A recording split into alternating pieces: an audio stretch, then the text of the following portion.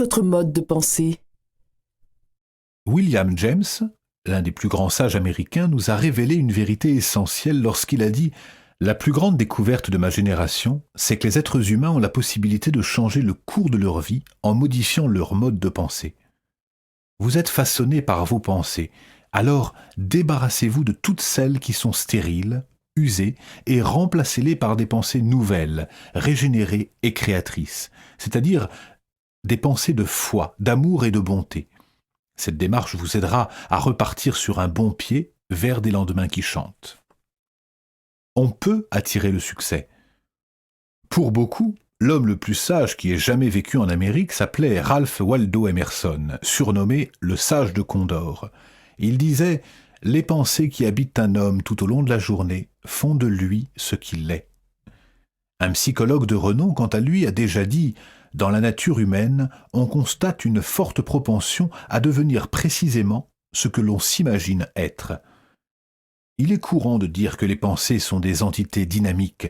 Si l'on en juge par leur influence, il n'est pas difficile de le croire. Ainsi, au moyen du simple pouvoir de la pensée, on peut se rendre malade ou au contraire se guérir. L'orientation d'une pensée crée les conditions nécessaires à la réalisation de cette pensée. Mieux, si les pensées influencent profondément les circonstances, il est étrange de constater que le contraire est beaucoup moins vrai. En pensant de manière positive, on met en marche des vibrations saines qui attirent le succès. Les pensées positives créent autour de la personne qui les cultive une atmosphère propice à la réussite. De la même manière, les pensées négatives créent une atmosphère propice à la défaite. Pour changer de cap, il faut donc changer sa façon de penser. Il faut cesser d'accepter passivement le mauvais sort et se faire plutôt une image mentale du succès et de la réussite. Gardez cette image en tête, fignolez-en chaque détail, croyez-y. Elle finira par se concrétiser, conformément à l'image que vous en avez. Tout cela grâce au pouvoir de la pensée positive. C'est là l'une des plus grandes lois de l'univers. Je ne sais pas ce que je donnerais pour l'avoir découverte quand j'étais tout jeune homme. Elle ne s'est manifestée à moi que plus tard et s'est trouvée être l'une des plus grandes révélations qui m'ait été donnée d'avoir. En résumé, cette loi nous dit que les pensées négatives suscitent des résultats négatifs. Si votre pensée est positive, vous parviendrez à des résultats positifs. Ces simples données constituent la base de la loi étonnante de la prospérité et du succès. En 3 mots, croyez au succès. Abraham Lincoln avait raison de dire « La plupart des gens sont heureux dans la mesure où ils ont décidé de l'être ». À cette minute même, au moment où vous écoutez ce livre, des idées de projets trottent dans votre esprit. Si vous les laissez se développer et si vous savez vous en servir, vous pourrez résoudre tous vos problèmes, qu'ils soient d'ordre personnel ou professionnel, et vous serez assuré du succès. À une certaine époque, je croyais naïvement qu'il n'y avait aucune relation entre la foi d'une part et d'autre part la prospérité matérielle et la réussite professionnelle. Je croyais que seules comptaient dans la vie les valeurs d'ordre éthique, social et moral, et que la foi se limitait à ce domaine.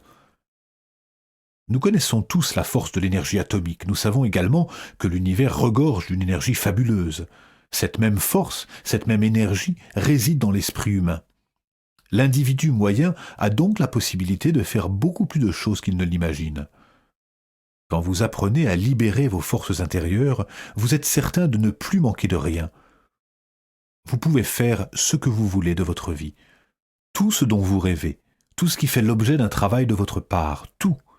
Laissez monter tout ce qui se terre au fond de vous. Des merveilles insoupçonnées s'y trouvent. Quelle que soit votre situation, vous avez toujours la possibilité de l'améliorer. Essayez d'installer le calme dans votre esprit afin que l'inspiration ait le loisir de se manifester. Imaginez la réussite de vos projets. Gérez votre vie selon des principes spirituels, en accord avec les principes divins. Entretenez en vous une image de succès et non d'échec. Si vous faites cela, des pensées créatrices jailliront librement en vous. C'est une loi étonnante qui a le pouvoir de changer la vie de tous, y compris la vôtre. Un flot de pensées nouvelles vous habitera et vous stimulera. Quelles que soient les difficultés auxquelles vous faites maintenant face, je dis bien, quelles que soient les difficultés. En définitive, c'est la mauvaise gestion des pensées qui fait que quelqu'un n'arrive pas à vivre une vie créatrice. Il y a quelques années, j'ai connu un jeune homme qui, pendant un certain temps, a été le symbole parfait de l'échec sous toutes ses formes. C'était un homme non dépourvu de qualité, mais il ratait tout, systématiquement. Il se trouvait facilement du travail, séduisait ses patrons, mais très vite, les décevait et se trouvait congédié peu de temps après.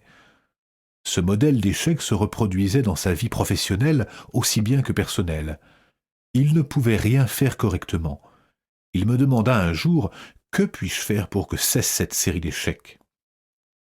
Vaniteux et prétentieux, il avait la fâcheuse habitude de critiquer tout le monde et rendait systématiquement les autres responsables de ses échecs. Il ne se remettait évidemment jamais en question, incapable qu'il était de penser qu'il pût être lui-même la cause de ses échecs.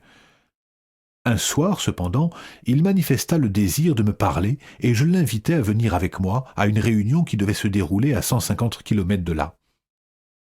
Au retour, vers minuit, nous nous arrêtâmes pour manger sur le bord de la route. Je ne sais pas ce qu'il y avait dans le hamburger qu'on nous servit, mais j'ai depuis cet incident un respect particulier pour ce type de mets. Entre deux bouchées, il s'écria « Ça y est, j'ai trouvé !» « Trouvé quoi ?» lui demandai-je. « J'ai trouvé la raison de mes échecs.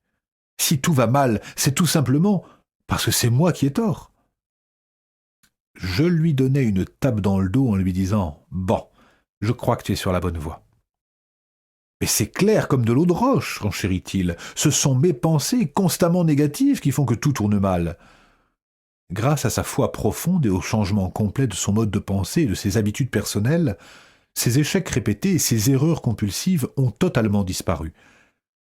Il s'est ressaisi à développer une saine vision des choses et un esprit positif au lieu de s'enferrer dans l'erreur et dans l'échec. Sa vie s'en est trouvée métamorphosée. Je termine ce chapitre en vous proposant 6 étapes pratiques qui vous aideront à adopter une attitude positive. 1. Pendant les 24 heures qui viennent, pensez à tout ce qui vous préoccupe. Travail, santé, avenir, avec espoir. Pour une fois, envisagez tout avec optimisme. 2. Après vous êtes imprégné de cet optimisme pendant 24 heures, pratiquez cette méthode pendant une semaine. Puis revenez à ce que vous preniez autrefois pour du réalisme, pendant 1 ou 2 jours. Vous découvrirez que ce réalisme était en fait du pessimisme. 3. L'esprit autant que le corps a besoin d'être nourri sainement, donc de pensées optimistes et positives. Au moment de commencer une journée, imprégnez-vous d'idées positives et envisagez les choses avec sérénité. 4. Établissez une liste de vos amis afin de déterminer ceux qui sont les plus dynamiques, les plus entreprenants, les plus optimistes. Fréquentez-les pendant quelque temps jusqu'à ce que vous soyez pris par la contagion. 5. Évitez toute argumentation, mais dès qu'on exprime une attitude négative, contrez-la immédiatement par une opinion positive, optimiste. 6. Priez beaucoup. Votre prière doit être en fait une action de grâce, des remerciements pour des plaisirs divers que la vie vous accorde. Le secret d'une vie meilleure et réussie consiste à se débarrasser de toute pensée malsaine et stérile et à y substituer un mode de pensée dynamique et dominé par la foi.